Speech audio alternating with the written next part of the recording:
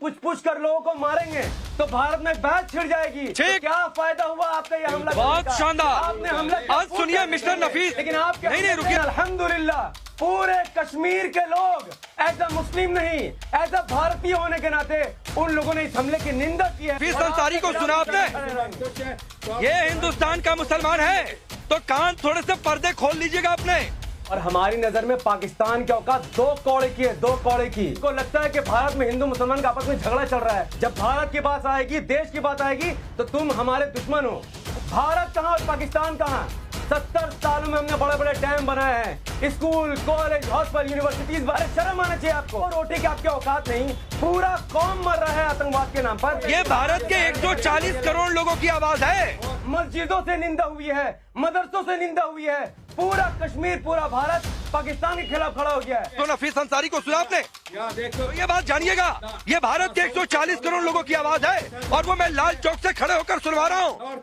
Party के नेता और प्रवक्ता मोहम्मद नफीस अंसारी हैं, एमआईएम के नेता हैं, एमआईएम को सपोर्ट करते हैं और एक खास मेहमान है।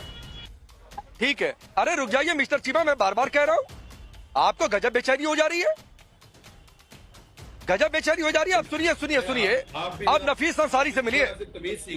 नफीस अंसारी सीखे, जब तो आप बोलता है तो मैं खामोशी सुनता हूँ, जब मैं बोलता हूँ मेरी भी बात। नहीं, बहुत तमीज कर ली सर, सुनिए ना, बहुत तमीज कर ली। आपके साथ बहुत तमीज से पेश आ गए मिस्टर चीमा, अब थोड़ा सा बदतमीजी से पेश आएंगे आपके साथ और हिंदुस्तान की बदतमीजी के लिए तैयार रहिएगा। तो ये बात ध्यान रखिए। अब सुनिए मिस्टर नफीस अंसारी से मिलिए। नफीस अंसारी मिस्टर चीमा बैठकर ज्ञान दे रहे हैं, हमने ये किया, हमने वो किया। अभी तो हमने कुछ किया ही नहीं, अभी से डरने लगे ये।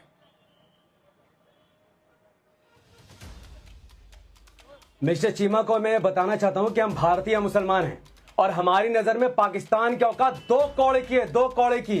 एक 2 कौड़े का पाकिस्तान 2 कौड़े के आतंकवादियों को दूसरे देश में घुसाता है। क्यों? क्योंकि इनको लगता है कि भारत में हिंदू मुसलमान का आपस में झगड़ा चल रहा है। फूट पड़ी वाले भैया, कोई झगड़ा नहीं चल रहा है। हम भारतीय हैं, बाद में मुसलमान हैं, पहले हम भारतीय हैं। जब भारत की बात आएगी, देश की बात आएगी तो तुम हमारे दुश्मन हो। पूरा पाकिस्तान भारत के जूती के नोक पर है। क्या किया आपने आजादी करके? क्या किया भाई आपने? भारत कहां और पाकिस्तान कहां? 70 सालों में हमने बड़े बड़े डैम बनाए हैं, स्कूल, कॉलेज, हॉस्पिटल, यूनिवर्सिटीज बनाई है। आपके लोग भारत में आते हैं इलाज कराने के लिए, तो आपके लोग भारत आए इलाज कराने के लिए, पढ़ाई करने के लिए, और आप ही के लोग भारत में आतंकवाद ये संगठन तैयार करते हैं। अरे शर्म आना चाहिए आपको। 2 रोटी की आपकी औकात नहीं, पूरा कौम मर रहा है आतंकवाद के नाम पर और हमें आप शिक्षा दें कट्टरपंथी की।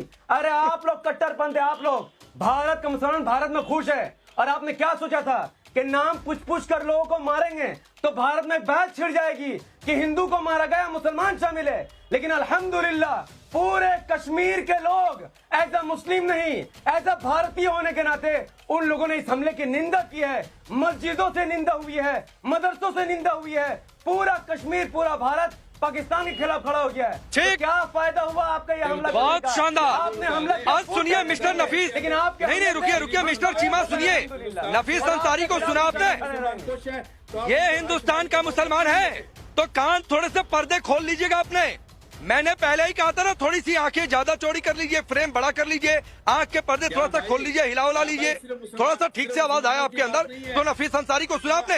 यहाँ देख लो, पंजाब के ना सिख आपके साथ रहना चाहते हैं, ना शिमाल मशरक। हाँ, यही तो मैं कह रहा हूँ, रहना चाहते हैं। मैं यही तो कह रहा हूँ। सिर्फ मुसलमानों की बातचीत नहीं है मिस्टर चीमा, ये भारत के 140 करोड़ लोगों की आवाज है, जिसमें हिंदू भी है, मुस्लिम भी है, सिख भी है, ईसाई भी है। तो ये बात जानिएगा, ये भारत के 140 करोड़ लोगों की आवाज है और वो मैं लाल चौक से खड़े होकर सुनवा रहा हूँ आपके इस मुल्क को जो बेहद। चलिए ठीक है, रुक जाइए, अब धर्मेंद्र यादव को लाता हूँ। अरे रुकिए मिस्टर चीमा, रुक जाइए वरना आपका फेडर डाउन करवा दूंगा। रुक जाइए, मैंने बोला था ना कि हिंदुस्तान की थोड़ी सी बदतमीजी झेलने के लिए तैयार रहिए, तो आप रुक जाइए।